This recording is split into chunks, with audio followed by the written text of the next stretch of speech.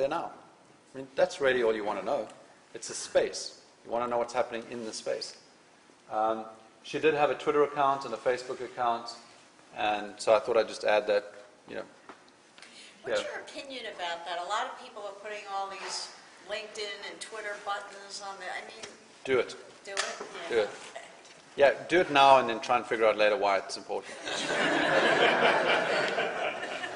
You know, I promise you, I was the biggest skeptic about Twitter. I'm still a skeptic, I think, in some ways. I have 1,000 followers on Twitter, but I don't have it sitting on my website. Yeah, you should have it. You know, it's weird. I think everybody has that same skepticism. It feels like a .com kind of company. It's not really making any money. Everybody's doing it, but nobody knows why they're doing it. And, you know, then the other day I closed a deal based on a connection that I made through Twitter. And today, again, some guy contacted me and said, wow, I really like your work. Let's get together. It works. I mean, I don't know how, but it works, right? So that's why I say, you know, embrace it. You know, how many 200 million people can't be wrong, right? I think the reason it works is your point of making it human, right? Because, I mean, someone can reach out to you in a medium that they're used to, and for whatever reason they're using. It doesn't matter why they're using it, but it makes you human. Like, someone can get to your website and say, oh, I can talk to the founder by just sending a message. Hey, cool. How many people have Twitter accounts? How many people think they don't need one? Okay. Do this again next year and see. That's the next class. Charles River School, local school in Dover. They sell boots, right? That's what they do? Yep. They actually make boots. Little 12-year-olds making boots. Their bloody fingers. I think the biggest thing here is obviously coming to a school.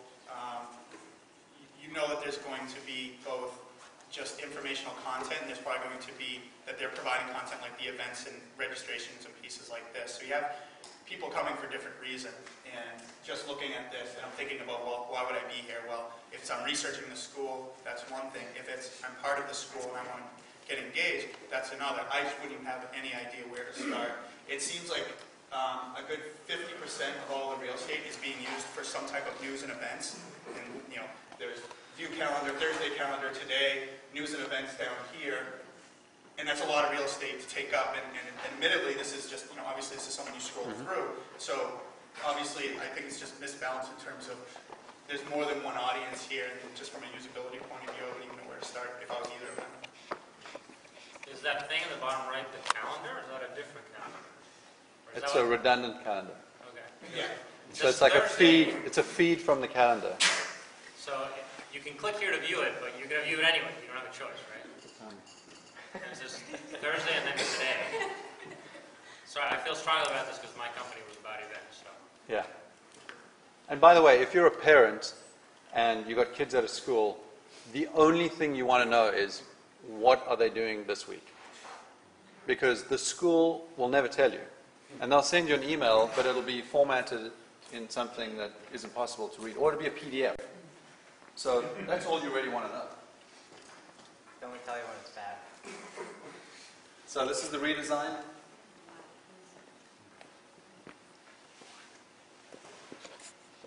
Here you're jumping directly to the areas that are important to you. So if you've got a kid in kindergarten, you're not really interested in, you know, the alumni stuff.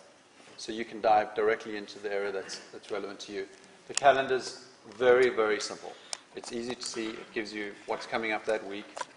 And all the stuff that's related to the activities, like pictures and videos of the kids, that's there as well.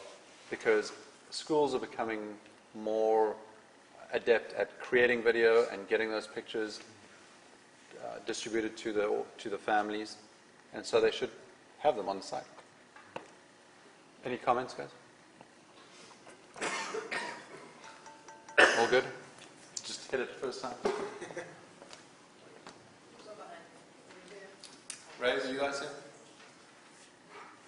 All these people that submitted their sites and they never came. Oh, here, I'm here. You yeah? So So it's clear what you do, which is good. I Be think. gentle. I know I can get a free phone. There's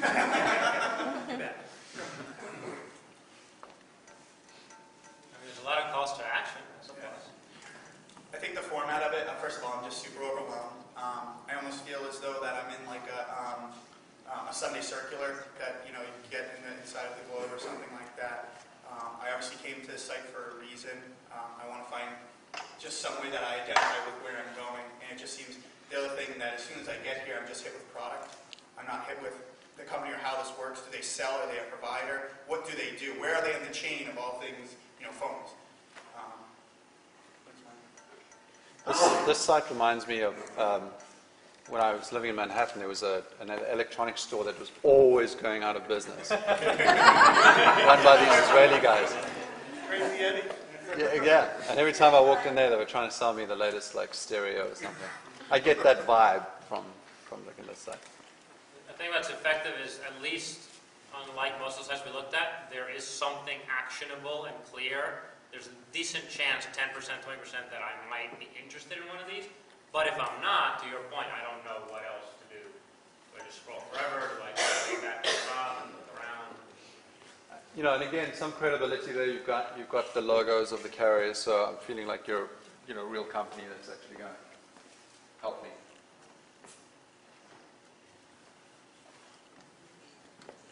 Clearly designed by an iPhone user.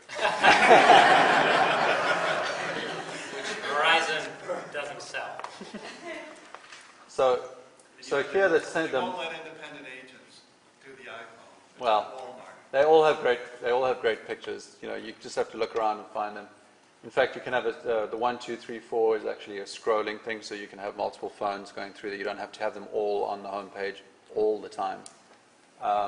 And there's a very clear place to start shopping. If you go to some of your competitor sites, you have to pick your carrier, you have to pick your phone, and you have to pick the features that you want on that phone before you can make a decision.